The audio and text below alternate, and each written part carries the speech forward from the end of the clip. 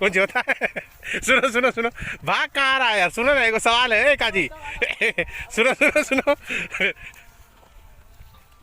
अरे सुनो नहीं यार, तुम भाग रहा है, तुम शर्माता है। इधर सुनो, अरे सुनो ना, सुनो ना।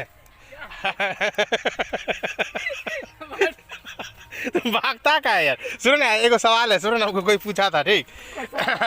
अरे सुनो यार, हम टीचर हैं लेकिन फिर भी हम कंफ्यूज है। क्वेश्चन बहुत खतरनाक है लेकिन इजी है, ठीक है? तुम बता देगा।